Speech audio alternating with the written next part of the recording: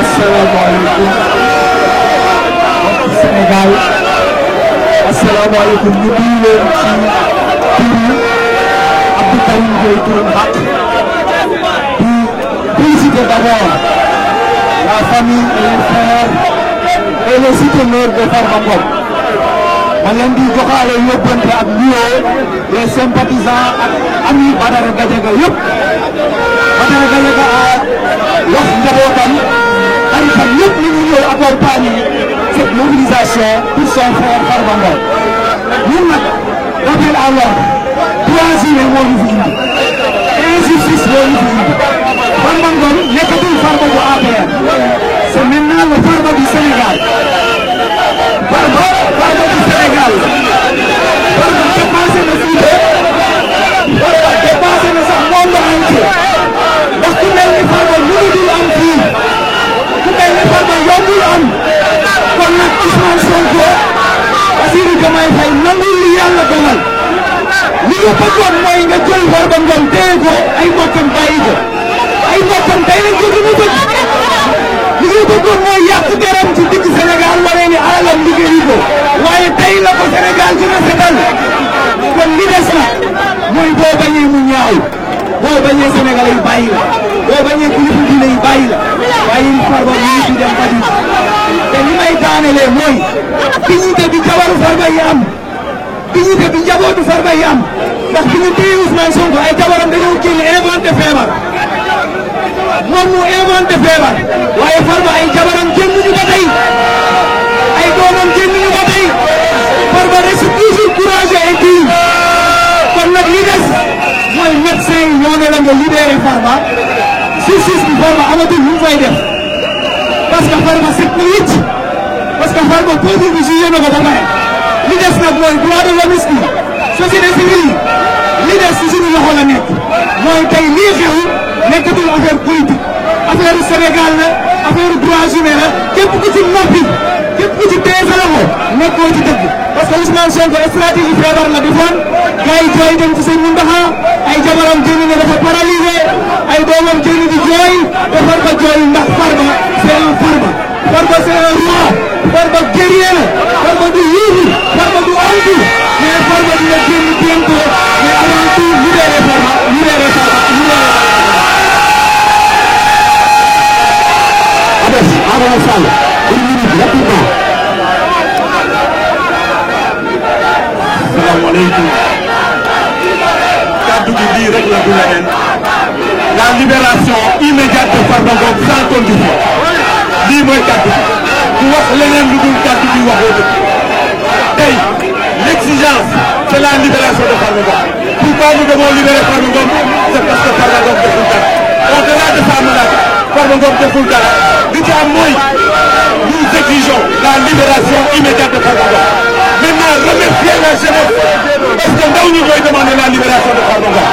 La jeunesse sénégalaise réclame la libération de Farba Ngom. La jeunesse de Croix-Rouge réclame la libération de Farba Ngom. moo tax nous devons nous lever nous tous comme un seul homme pour dire à ces gens-là d'arrêter et de libérer immédiatement Farba Ngom. Farba Ngom nag tey la door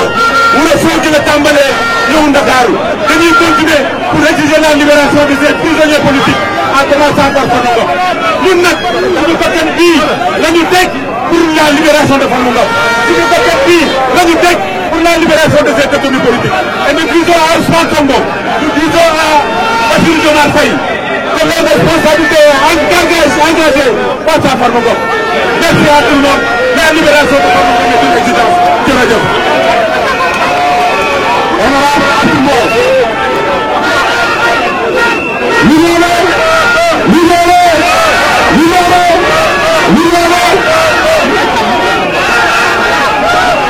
asalaamaaleykum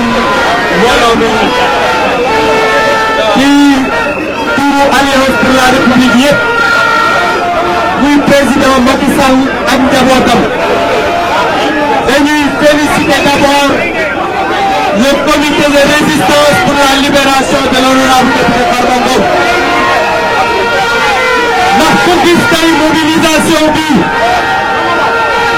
xam ne Farba Ngom comme ni ñu ko waxee léegi Farba Ngom du dara lu dul un otage politique de Ousmane Sonko te gis nga nit nag bu ko politique dugalee kaso leneen du ko génne lu dul politique te Ousmane Sonko moo dem à Agnam wax ses militants ne moom Farba bii mooy dernière élection bi muy bokk ñu jóge foofu ñu jàpp Farba tëj ci kaso bi donc tey jii kenn jàppul Farba ku dul Ousmane Sonko il y a maintenant nag son ministre de l'Intérieur il y a son ministre de la Justice mais ñu leen di xamal ne Farba Ngom lépp loo xam ne def nañ ko pour dugal ko ci kaso bi di leen def lu ko raw pour génnee ko ci kaso bi wax na léegi Farba dafa malade loolu daf ko fekk ci biir kaso bi ndax ñoom ñoo tànn seeni médecin yi ne Farba toogaayam ci biir kaso ce n'est plus normal mais loolu suñu demee di ko téye ci kaso bi c'est parce que ils sont en train de faire une tentative d'assassinat et je pense que loolu bépp démocrate waroo ko nangu bépp républicain waroo ko nangu donc ñu leen di wax ne il faut continuer de se battre pour que l'honorable député Farba Ngom sorte de prison et loolu dara du ko def lu dul la rue maa ngi leen sant na Aliou Ndiaye ñaan ma ko pare Aliou Ndiaye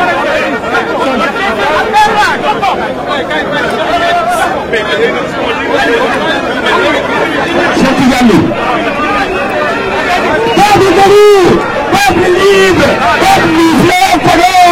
Matam, peuple de la foi, peuple du droit. Aujourd'hui, nous ne marchons pas pour marcher, nous marchons pour dire que le droit n'est pas un décor, que la justice n'est pas un instrument, que la dignité n'est pas négociable. Depuis Agnam, souvenez-vous, un homme, un chef de parti, Ousmane Sonko, lance la menace. La dernière participation à une élection. Et quelques mois plus tard, la machine s'emballe, la justice s'incline et la politique s'invite dans les tribunaux. Mais attention, nous citoyens, nous avons lu les dossiers, nous avons entendu les avocats, Maître Ndioudoy,